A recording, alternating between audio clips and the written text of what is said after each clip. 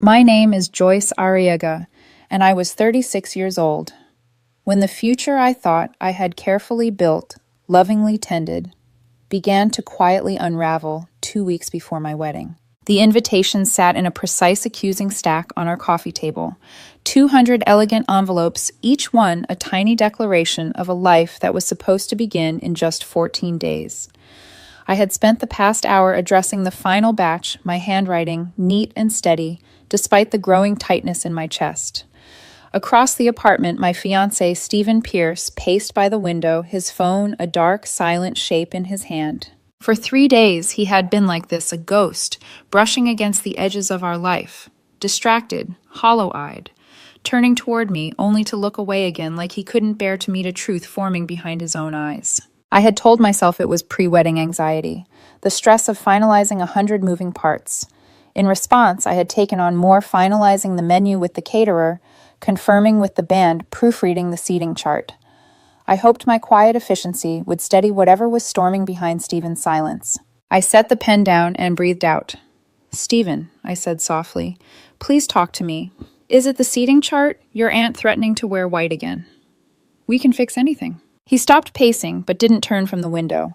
City lights painted his profile in shifting golds and blues, washing over a face I'd memorized across 5 years of love. "It's not the wedding," he said. The way he said it, flat detached, sent a thin ribbon of cold down my spine. "Okay," I murmured, keeping my voice even. "Then what is it?" He finally turned. But his gaze didn't land on me. Not truly. It hovered somewhere over my shoulder, drifting toward the framed photo of us hiking last fall. His arm around me, our wind-blown smiles. Two people who believed they were heading toward forever. "I haven't been myself," he said. "And I've been having doubts." The word dropped heavily into the quiet room, sinking straight into my stomach. "Doubts," I repeated. "About what?" Stephen took a sharp breath, like someone bracing for a performance they'd rehearsed in private. "Jasmine is back in town." For a moment, the world went silent. Even my heartbeat seemed to pause, suspended midair. Jasmine Cole, his ex-girlfriend from college. The tattooed, unpredictable, charismatic storm he used to describe with equal parts fondness and regret. The woman whose chaotic gravity had pulled him through 2 wild, turbulent years before she left for the West Coast to chase art and freedom. The woman I thought stupidly naively we had long outgrown. My voice came out flatter than I intended. "You saw her. She reached out for coffee," he said. It was supposed to be closure. Closure. People always used that word when they meant the opposite. But seeing her? He swallowed. "It confirmed something I've been feeling for a while." "What did it confirm, Stephen?" My hands were still on the table, but I felt the edges of the world beginning to tilt. "What we have," he said, gesturing vaguely around the apartment. "It's comfortable, it's safe, predictable. You're a wonderful woman, Joyce. You're steady, kind. You'll make someone an amazing partner someday." Each sentence was a surgical incision, precise, rehearsed, bloodless. But Jasmine, for the first time, his eyes lit with something feverish. With her, it's electric, unpredictable, real. Talking to her, it was like no time had passed. All these feelings came back. Something in my chest tightened, sharp and cold. "You had coffee," I said. "You had feelings. Stephen, what are you saying?" He looked at me with tragic solemnity, like a martyr in his own story. "I think I've been settling," he whispered. There it was, the knife, and he slid it in gently, lovingly. "You are everything a woman is supposed to want," he continued. "But Jasmine, she's the one. She always has been. I just couldn't see it. Not until now." Settling. A 5-year partnership, a shared home, joint savings, plans whispered under blankets, 1,000 tiny acts of devotion, reduced to being a placeholder. So I said, the numbness setting in, "You're leaving." "I have to listen to my heart," he replied. His chin lifted slightly like he believed he was delivering a line from an award-winning drama. "I'm so sorry, Joyce. Truly. But I can't marry you." He stood there expecting my world to shatter loudly, expecting tears, anger, a dramatic plea that would justify his narrative of grand tragic passion. But my body in its wisdom refused to perform for him. I simply nodded, a slow mechanical movement. "Okay." Confusion flickered across his face. He wasn't prepared for my stillness. He needed me to be heartbroken. He needed to feel like a hero escaping a loveless life rather than a man abandoning a loyal partner for a fantasy. "You're taking this surprisingly well," he said. "You've made your choice," I replied. My voice was calm, empty, You should be with her then. He hesitated, thrown. I need to pack a few things, he said quickly, and we should talk about all of this. He gestured at the invitations. The apartment. There's nothing to talk about, I said, standing. You ended it. The rest is logistics. I walked away from him, each step quiet, controlled, deliberate. Behind me, he remained frozen in place for a long moment before moving. I closed the bedroom door, listened to the rustling of him grabbing a suitcase, the muted shuffling around the apartment. Then the front door opening, closing, softly, finally. Silence. I sat on the edge of the bed, on the side he had just emptied of his presence, and stared into the darkness. The numbness was the only thing holding me together, a thin shell protecting the rawness beneath. When dawn crept in, muted and gray, the numbness hardened into something clearer. A resolve. If he could void our future in one night, then I could dismantle the wedding with the same precision. Not out of revenge, out of necessity. He had ended us. My job now was simple. Eliminate the remnants. I didn't sleep. Instead, I sat on the edge of the bed. Stephen had just emptied his side of the sheets, cold and unfamiliar. My hands rested in my lap, still and useless. Dawn crept in slowly, a pale wash of gray that settled over the room like dust. That dim light revealed the same furniture, the same walls, the same life, but everything in it felt hollowed out, gutted, stripped of meaning. The numbness that had held me through the night hardened into something else, a cold, clear imperative. The wedding was a contract, and Stephen had voided it. My job now was to terminate everything else. I moved automatically through the familiar motions of my morning routine. I made coffee, measured the grounds, boiled water, poured. The steps kept me tethered while my heart floated somewhere far above my body. I opened my laptop at the kitchen table, the same table where Stephen and I had debated centerpieces and laughed about seating chart politics. Now it felt like an operating table. I pulled up the master wedding spreadsheet, color-coded tabs, meticulous notes, every vendor, every deposit, every carefully coordinated detail of a future Stephen had just abandoned. I stared at it without anger. It was no longer a blueprint for celebration. It was simply a list of assets to be decommissioned. I opened a blank document and titled it, Cancellation Log. Arriaga Pierce Wedding Terminated. Under it, I began my kill list. Venue the Riverside Conservatory. Catering Maison Blanche. Flowers Bloom and Company. Cake Suite Artistry. Band The Silver City Ensemble. Photographer Lens and Light Studio. Rentals Premier Party Supply. My handwriting was steady, clean, purposeful. I took a breath, picked up my phone, and dialed the venue first. It was 8:02 a.m. Riverside Conservatory, this is Marcia speaking. Her cheerful voice felt like a jagged contrast to the iciness in my chest. Hi, Marcia, I said, smoothing my tone. This is Joyce Arriaga. I have a booking for the 19th of this month. Oh yes, the Arriaga Pierce wedding. We're very excited for you. How can I help? I need to cancel the event. Silence. A short, startled pause. Oh, I'm so sorry to hear that. Is everything all right? Would you like to discuss rescheduling? No, a full cancellation. I understand, she said sympathetically. Just to confirm, the deposit is forfeited as outlined in the contract. That's correct. I'll process it immediately and send the confirmation to your email. Thank you. I hung up before she could offer condolences I didn't want. Then I called the caterer, then the florist, then the bakery. My script remained identical in every call, polite, steady, emotionless. A customer service bot executing task after task. I need to cancel. Yes, I understand the deposit is forfeit. Please email the confirmation. With each call, another piece of our imagined life dissolved. The seasonal peony centerpieces we'd chosen after an hour-long debate. The 3-tier vanilla bean cake we'd sampled together, laughing as we fed each other small bites. The reception band's carefully curated playlist that was supposed to end with Can't Help Falling in Love. All gone. Reduced to PDFs in my inbox titled Cancellation Confirmation. By 10:15 a.m., I had dismantled the entire wedding. The financial hit was staggering, thousands of dollars gone, the majority from my savings. But even this loss felt abstract, like numbers on a ledger belonging to someone else. It wasn't money anymore. It was the cost of erasure, a fee to delete a future that no longer existed. My inbox chimed with each arriving confirmation. I dragged them into a new folder labeled Simply Terminated. I sat back in my chair and let the quiet settle over me. A quiet that wasn't peaceful but clean. Sterile. Final. I packed next. Not frantically, not emotionally, mechanically. A single suitcase with 3 days' worth of clothes, toiletries, laptop, important documents from my lockbox.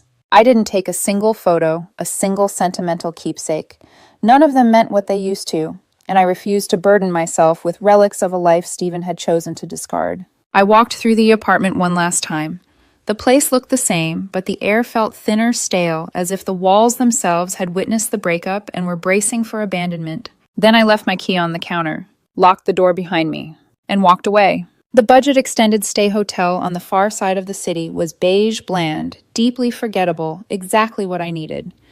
A place with no memories attached. I paid in cash for a week. Inside the room, I opened my laptop and compiled all the cancellation PDFs into one clean file. Then I opened a blank email addressed to Stephen. There was no anger as I typed. Subject wedding arrangements as per your decision. Body Stephen. All wedding arrangements have been terminated. Attached are the cancellation confirmations. All deposits have been forfeited. I will contact you to arrange retrieval of the remainder of my belongings. Joyce. I attached the file, hovered over the trackpad. There was no trembling in my hand, no hesitation, no grief. Just finality. I clicked send, then turned my phone off. When I powered it back on hours later, it erupted like a volcano. 12 missed calls, 7 voicemails, a cascade of texts from Stephen. The first one arrived 11 minutes after my email. Stephen. What is this? What did you do? Then, call me now. We need to talk about this like adults. Then, you can't just cancel everything. My parents are calling me. This is insane. Then a voicemail. I put it on speaker. His voice was shrill, high-pitched, cracking around the edges. Joyce, what the hell is wrong with you? Do you have any idea how much money you just threw away? My mother is hysterical. You need to fix this. Call these people back and reschedule. You can't just... I deleted the voicemail before it finished. I read the last text. I'm coming over. We're talking about this. I stared at it for a long moment. He was talking to an empty apartment. I set the phone down. Screen facing the table. The silence in the beige hotel room was cleaner than anything I'd felt in months. It was mine.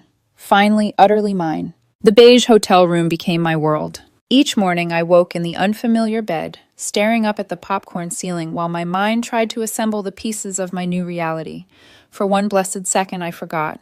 Then everything rushed back not as emotion, but as cold fact. Stephen left, for her, and I was alone. The first week was a study in numbness. I moved through the days like I was underwater. Sometimes I'd catch my reflection in the elevator mirror, blank eyes, stiff shoulders, and not recognize myself. I barely spoke to anyone. Not the front desk staff, not the other guests in the hallway. Silence wrapped around me like a heavy blanket. The only intrusion came from my phone. Notifications. Always Stephen. Texts, voicemails, short bursts of anger, panic, frustration. Day 2, Stephen. You can't just leave. We need to talk about the apartment. Day 3, Stephen. Ignoring me is childish, Joyce. We were together 5 years. Day 5. Stephen Jasmine says this silent treatment is manipulative. Can we just be adults? That one almost made me laugh. Almost. My silence wasn't manipulation. It was survival. I refused to get sucked into the emotional quicksand he and Jasmine now lived in. Their chaos was no longer my problem. His confusion, his embarrassment, his parents' panic, none of it belonged to me. I had handed all of it back to him the moment I walked out the door. 8 days in, I realized I couldn't live in the hotel forever. My soul needed a place that belonged only to me, something clean, fresh, untouched by Stephen's shadow. So I called the one person Stephen had always disliked, Rachel Morales. Rachel had been my friend long before Stephen came along. She was sarcastic, blunt, allergic to romantic delusion traits he called cynical, and I called accurate. She was the person who looked at Stephen after our engagement and said, "If he ever breaks your heart, I'm bringing a shovel." I didn't tell her everything on the phone, only asked if I could come over. When she opened the door, her face softened immediately. "Oh, sweetheart," she whispered, pulling me into her arms. "You don't have to say a word." The warmth of her apartment, cluttered, lived in, full of plants she forgot to water, was the first place that felt safe since my life imploded. I sat on her couch, staring at her mismatched throw pillows, and told her everything. The pacing, the doubts, the name Jasmine, the speech about settling, how calm I had been and how terrifying that calm felt now. Rachel listened without interrupting, her jaw tightening until she finally muttered, "That absolute flaming idiot." Her outrage felt like oxygen rushing into my lungs. So she continued leaning back with her arms crossed. You canceled everything. Yes, all of it. Every vendor. Rachel stared at me. Then a slow grin spread across her face like sunrise. Joyce, she said in awe, that's the coldest, most powerful thing I've ever heard. It wasn't about power, I murmured. It was about closure. Uh-huh, she said knowingly. Closure with a side of financial hellfire. I'm proud of you. Her validation cracked something inside me, a fissure that let in light. With her help, I started looking for apartments. Not ours, not soon-to-be wedding home, just mine. We toured 4 units that week. One smelled like stale popcorn. One had a mysterious dark stain on the carpet Rachel poked at with a pen. One had a lovely kitchen, but a landlord who insisted on showing me pictures of his cat for 20 minutes. The 4th one was perfect. Sunlight streamed through large windows. The floors were pale wood. The air was clean. It was in a neighborhood Stephen always called up and coming, but not there yet, which was his polite way of saying not trendy enough. I signed the lease that day. With each signature, a part of my spine straightened. 2 days later, Stephen and I agreed, through a brief clipped text exchange, on a time for me to collect the rest of my belongings from our old apartment. Rachel insisted on coming with me, just in case she said. When we arrived, Stephen was there, and so was Jasmine. She was leaning against the kitchen counter with an air of forced nonchalance, one foot crossed over the other, hair styled in messy waves, tattoos visible under an oversized flannel. Her eyes flicked over me with a curious mixture of smugness and unease, as if expecting a dramatic confrontation that I refused to give her. Stephen looked uncomfortable. Joyce, he said, voice tight. Stephen. I didn't look at Jasmine. I didn't need to. I walked past both of them into the bedroom where my boxes were stacked neatly. Rachel followed, giving Jasmine a glare that could have scorched the walls. We carried the boxes out in silence. On our second trip, I heard Jasmine whisper to Stephen too loudly. I thought she'd be more emotional. Rachel muttered under her breath, "Keep dreaming, sweetheart." When I returned for the final box, Stephen lingered in the doorway. "You look good," he said awkwardly. "Thanks." I didn't tell him he looked bad, pale, restless eyes shadowed. I didn't need to. Reality was doing that work for me. He hesitated. "I hope you find happiness," he added the words thin and flimsy. I met his gaze. Behind his eyes, I saw the remnants of the man I once loved, buried under the rubble of his choices. "You made your choice, Stephen," I said quietly. "My happiness is no longer your concern." The sentence felt like it had been carved into me, waiting for the moment I finally spoke it aloud. Stephen swallowed hard. Jasmine shifted uncomfortably. Rachel lifted the last box with a triumphant grunt. I walked out without looking back. My new apartment felt empty the first night. Not painfully empty, just quiet. A blank canvas. A place waiting to be filled with a life that wasn't defined by someone else's presence or absence. The ache was still there, a slow, persistent throb just under my ribs. But for the first time, that ache didn't take up all the space inside me. I filled it with new things. I joined a weekend hiking group, signed up for a woodworking class, reorganized my work deadlines, bought groceries for a fridge that held only my favorites, picked out a bed that only I would sleep in. I changed my number the last decisive cut. When the new SIM card activated and the old number fell silent, I exhaled a breath I'd been holding for months. This silence was different. Not emptiness, not numbness. Peace. Small, quiet, mine. I didn't go looking for updates about Stephen and Jasmine. I didn't stalk their social media, ask mutual friends, or entertain morbid curiosity. Their world had become a distant country, and I had no intention of renewing my passport. But life has a way of delivering news you didn't request. The first piece arrived 2 weeks after I settled into my new apartment, not through Stephen, but through Megan, a mutual friend who had always been firmly in Stephen's corner. She didn't have my new number, so the message forwarded automatically to my email. Megan forwarded, "Hey, Joyce. I know you probably don't want to hear from me, but I thought you should know things aren't good on Stephen's end. Jasmine, she's not who he thought. She took a bunch of money from him for some art collective thing she said she was starting, and now she's hardly around. He's falling apart. I'm sorry for everything. Maybe you weren't the one settling after all." I stared at the words longer than they deserved, not because I cared, but because they felt like the weather report of a place I no longer lived. Conditions stormy. Chance of recovery. Low to none. I deleted the email. The second update came through Rachel, who had become my unofficial emotional shield. I was sanding the edges of a dovetail joint in woodworking class when my phone buzzed with a message from her. I wiped sawdust off my gloves, unlocked the phone, and saw a screenshot. Stephen's Instagram. A blurry photo of an open highway taken from the passenger seat of a car. The caption read, "Gotta keep moving. On to the next chapter." Rachel added her own commentary, of course. "Rachel girl, your man-child ex is posting breakup road trip vibes. 0 days since last delusion." I snorted an actual laugh right there in the workshop, earning a curious glance from the instructor. The next screenshot arrived moments later. Stephen's story, white text on a black background. When you realize the adventure was just a detour to nowhere. Rachel translation, Jasmine dipped with his wallet. Popcorn. I shook my head, a quiet, disbelieving smile tugging at my lips. If Stephen's feed was unraveling, he was definitely the one posting through a crisis. And Jasmine nowhere in sight. I didn't reply. I didn't need to. The universe was doing the talking. But the final and most definitive confirmation came in the form of a phone call from my mother. She rarely called in the evening, so when I saw her name flash across my screen after dinner, I wiped my hands and answered immediately. "Mom." "Oh, Joyce," she said in the tone that meant she had news hot enough to scorch the table.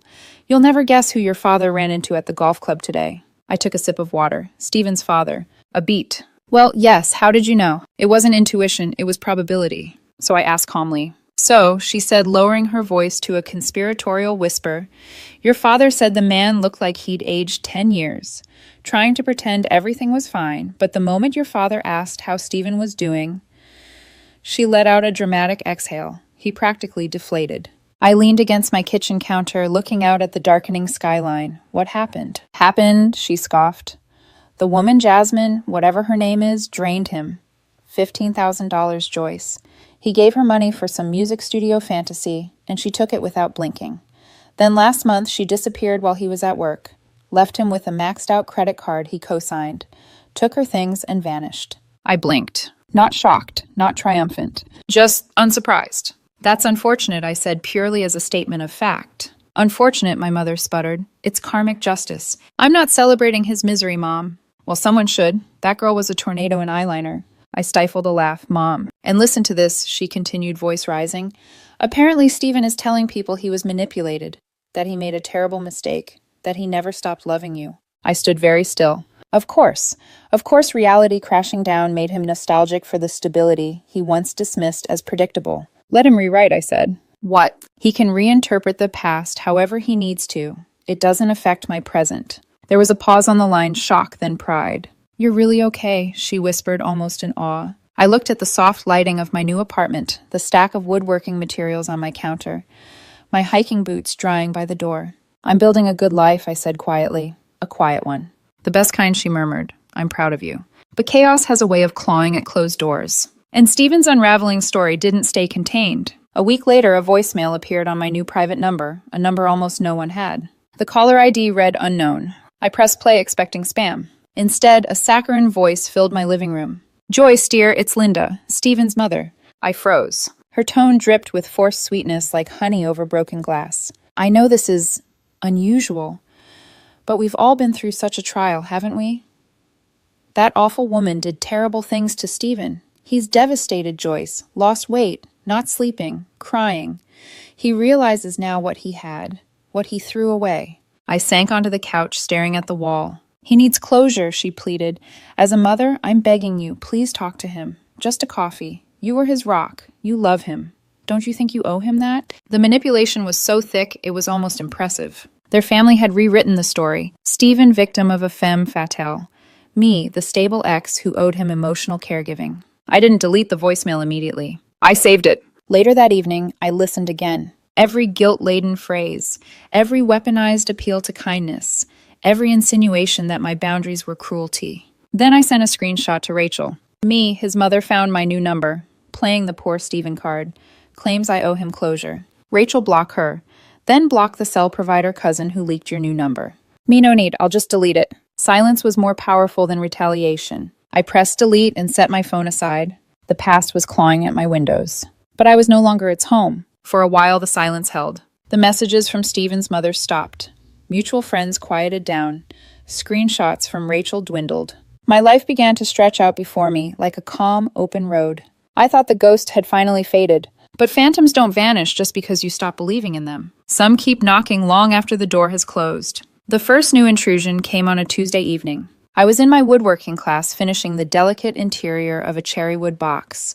The rhythmic motion of sanding swish, swish, swish had become a kind of meditation, a grounding force in a life still learning how to stand on new legs. My phone buzzed on the workbench. Unknown number. I didn't recognize it, but something in my chest tightened immediately. Not fear awareness. I flipped the phone over. A text. Unknown Joyce. It's Steven. I know you changed your number. I had to ask my cousin at the provider to look it up. Please don't be angry. I need to talk to you. A cold, thin thread ran down my spine. He'd breached the boundary. Again. I stared at the message, then placed the phone face down and resumed sanding. The box clean, smooth, and crafted with patience deserved more attention than his desperation. I finished class without checking the phone again. When I finally looked, the screen was blank. No more attempts. But 2 days later, he tried again. Unknown. I know you're seeing these. I'm sorry. I'm so sorry. Everything with Jasmine was a lie. What we had was real. Please, talk to me. I deleted it. No anger, no triumph, just a clean erasure. A week after that came the voicemail. I was stirring a pot of pasta on my stove, the smell of garlic filling my tiny kitchen, when the notification appeared. I pressed play, not out of curiosity, but because I needed to know the shape of the next intrusion. His voice came through thick, wobbly, like someone trying to cry while still performing. Hey, it's me. As if there were any universe in which his identity was unclear. I'm at my parents' place. Jasmine's gone. She took money. She took everything. His breath hitched theatrically, and all I can think about is how I threw away the only real thing I ever had. You. I don't expect you to forgive me. I need to hear your voice. A pause, a soft practice sob. Please call me back, even if it's just to tell me you hate me. I just need to hear something. Anything. I deleted the voicemail. My pasta didn't burn. I didn't tremble. The silence tasted better than any apology. Then came the flying monkeys, as Rachel called them. People Steven dispatched to do what he couldn't pry open a door I had welded shut. First was Megan again, emailing, despite my lack of response. Megan. She cries every day, Joyce. Jasmine destroyed him. He's punishing himself enough. Would it kill you to send him a text? You used to be so kind. There it was, the guilt trip. Kindness weaponized. I did nothing. Then came a Facebook message from David Stevens' older brother, a man I once helped move apartments on a rainy winter afternoon. David, look. I know he screwed up. We all know. But he's family, and he's drowning. He won't get help. He keeps talking about you. He thinks if you could just talk to him, he could move on. For old time's sake, could you give him that mercy? I closed the message. Mercy. They wanted my healing as a tool for his. My silence remained absolute. A month passed. Steven sent a happy birthday text. I deleted it. At Christmas, an email arrived. Steven wishing you peace and joy this season. I think about you every day. Delete. The ache I once felt when I saw his name had dulled into something faint, a whisper instead of a wound. My life kept growing. Hiking trails, new friendships in class, late-night reading, quiet mornings with sunlight pooling through my windows.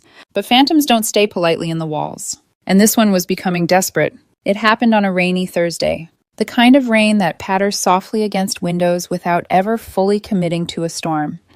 I was kneeling beside my coffee table, applying oil to the cherrywood box, the grain glowing warm and rich beneath my fingertips. Then the doorbell, a single sharp chime. I wasn't expecting anyone. Rachel had a key. My neighbors rarely interacted. Delivery drivers buzzed from the lobby, not my door. Something fluttered in my chest. Not fear, but a steadying awareness, a sense of the scene forming before I even looked. I walked slowly to the door, looked through the peephole. There she was. Not Jasmine, not Megan, not any of the flying monkeys. Steven, standing under the dim hallway light, rain drying unevenly on his too thin jacket, his hair messy, his eyes sunken, his posture small folded in on itself. A man who had finally run out of places to project his heartbreak. I opened the door only halfway, did not step aside, did not invite him in. The boundary was a wall he could not cross. Joyce, he whispered, like saying my name hurt. You're here. I live here, I replied calmly. You didn't answer my calls or messages. No. He swallowed, eyes brightening with tears, already forming a performance sharpened by desperation. I need to talk to you, please. He gestured weakly toward the inside of my apartment. Just 5 minutes. No. The word hit him like a slap. His lips parted, trembling. Please, Joyce, I'm not okay. Jasmine. She used me. She lied. She took money. She left. She ghosted me. The irony hung in the air like smoke. I remained silent. He grew agitated at my stillness. Say something, he begged. I'm here. I'm humiliating myself. Don't you see what I threw away, what we had? We were supposed to have a life, a family. I ruined it. He was rewriting history as he spoke, rebranding the life he once dismissed as predictable into a golden age he'd been too foolish to appreciate. You were right, he continued, stepping forward. I didn't move. I was blind. Stupid. I never stopped loving you. It was always you. His voice cracked, perfectly timed. It was probably the line he rehearsed in the mirror. I finally spoke. What you're going through, I said gently but firmly, has nothing to do with me. He flinched. What, of course it does. No, your downfall has to do with the choices you made, not the woman you left. His face contorted. You didn't lose me, I continued. You handed me back. Gladly. His voice rose, threaded with anger now. After everything I'm going through, you're just going to stand there and be this cold, this vindictive. I'm not being vindictive, I said. I'm being done. His eyes shimmered with a flash of rage and grief indistinguishable from each other. You'll never forgive me, will you? He whispered. You'll hold this over me forever. I paused, then spoke the truth with absolute clarity. There's nothing to forgive. You're just someone I used to know. His face crumpled. Go home, Stephen. And I closed the door. The soft click of the deadbolt felt like the end of a chapter written long ago. I leaned against the door and listened. Muffled sob, slow dragging footsteps, silence, and then peace. I returned to my workbench, lifted the cherrywood box, and resumed my sanding. Swish, swish, swish. The grain glowed warmly beneath the oil, a life built with my own hands. My phone buzzed once. One last text. Unknown, I'm sorry. Seeing you happy without me hurts more than anything Jasmine did. Delete. My silence, once a shield, had become something else. Freedom. The hallway outside my apartment went silent long before the storm inside Stephen broke. When his footsteps finally faded, when the echo of the elevator doors closing drifted up from the lobby, I stood there for a moment with my hand still resting on the deadbolt. I could feel my pulse steady and unhurried. Not triumphant, not shaken, just present. It wasn't until that moment that I realized something profound. My body no longer reacted to him. No hollow drop in my stomach, no tightness in my chest, no instinctive reach for the past. The ghost had knocked, and I had stayed upright. That was the closure he said he needed, but it was mine. I turned away from the door and walked toward the kitchen, the soft thrum of rain against the building accompanying each step like a quiet anthem. My apartment felt warmer somehow, not physically, but in the way an empty room begins to feel familiar, safe, claimed. My silence wasn't hiding anymore, it was sovereignty. The next morning, sunlight poured through my windows like something intentional, golden and gentle, landing across my sofa, the dining table, the half-finished cherrywood box on my workbench. My home, my space. I made coffee and stood barefoot on the cool floor watching the steam curl upward. The quiet wasn't heavy anymore. It didn't echo. It didn't ache. It breathed with me. My phone, face down on the counter, buzzed once. A single vibration, the signature of another unknown number intrusion. I didn't reach for it, not out of defiance, out of clarity. Whatever message waited there was part of a story I no longer belonged to, a story that had finally exhausted itself. After breakfast, I laced up my hiking boots, grabbed my jacket, and headed out to meet my group for a weekend trail walk. The moment I stepped outside, crisp air hit my lungs like a reset button. The city was alive, dawn commuters, dog walkers, the soft hum of traffic. None of it revolved around Stephen's grief, or Jasmine's chaos, or the wreckage of a wedding that never was. My world had expanded again. At the trailhead, I recognized a few familiar faces, people who greeted me with warm smiles, with no pity in their eyes, with no knowledge of the storm I'd weathered unless I chose to offer it. Good morning, Joyce. Hey, you made it. You're glowing today. Someone handed me a granola bar, and the simple kindness nearly undid me, not in a painful way, but in the way sunlight can undo a cold morning. We started the hike. The ground was soft beneath my boots, damp from yesterday's rain, and the scent of pine mixed with earth rose around us. The rhythm of walking, the crunch of leaves, the distant bird song, all of it grounded me more deeply than I had felt grounded in years. For the first time since Stephen had said the word, settling, my mind drifted, not with what-ifs, not with echoes of arguments or the specter of betrayal, but with possibility. What would I build next? What would I create with the steadiness he once called boring? What version of myself had been waiting behind the door I finally closed? Halfway up the incline, Rachel appeared beside me, having arrived late, and jogged to catch up. I heard the door confrontation went down, she said between breaths. You okay? I am, I replied. Not automatically, not as a shield, as truth. Rachel studied my face for a moment, then nodded. You look okay, she said softly, bumping my shoulder with hers. Like actually okay. Not your usual stoic, I'll just swallow my feelings and turn them into spreadsheets, okay. I laughed, genuinely startled by the sound of it. I think I'm done with swallowing things. She grinned. Good, because I like this version of you, the one who chooses herself. I let that sit inside me as we walked. Choose myself. Such a simple phrase, such a foreign practice. But step by step, breath by breath, I felt it becoming real. We reached the overlook by late morning. The city stretched out below us, glass steel trees, water impossibly vast compared to the narrow corridors my life had occupied just months before. As others chatted or snapped photos, I stepped a little away from the group and closed my eyes. The wind was cool and clean against my face. For the first time, I let myself feel the grief fully, not as a wave that pulled me under, but as a weight I could finally set down. The version of me who thought Stephen was her forever. She deserved compassion. She deserved love. She deserved space to rest. So I breathed her out into the open air like releasing something I had carried too long. When I opened my eyes again, the view felt different. Clearer, sharper, mine. By the time I returned home that afternoon, the last remnants of fog inside me had lifted. My apartment wasn't a refuge anymore. It wasn't a hiding place. It was a launch pad. A soft ping sounded from the kitchen counter. The unread message from earlier. I walked over, picked up the phone, and finally glanced at the notification. Unknown. I'm sorry for everything. I see now you're happy without me. That hurts more than anything Jasmine did. I stared at the preview. No anger, no satisfaction, no pity. Just an echo of something that no longer belonged to me. I didn't open the message. I didn't block the number. I deleted it. Blocking would have acknowledged its power. Deleting made it irrelevant. A footnote in a chapter, that was over. That evening I returned to the cherrywood box, my own creation shaped slowly over weeks. I ran my fingers along its smooth edges, appreciating the craftsmanship, the patience, the quiet. Stephen once told me I wasn't adventurous enough, that I was safe, predictable, a harbor he had outgrown.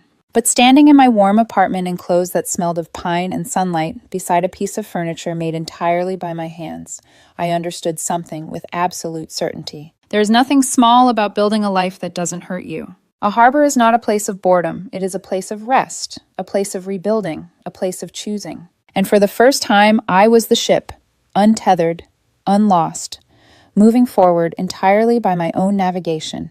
I set the box on the shelf, stepped back, and felt a quiet pride settle over me. Not for surviving him, for choosing me. And my door, the one he once walked through, so casually remained closed behind him. Not from anger, but from clarity. Some doors are not meant to reopen. Not for ghosts, not for what-ifs, not for the versions of ourselves we've outgrown. I poured a cup of tea, curled onto my sofa, and let the evening settle into its gentle rhythm. Soft light, warm air, a heart finally still.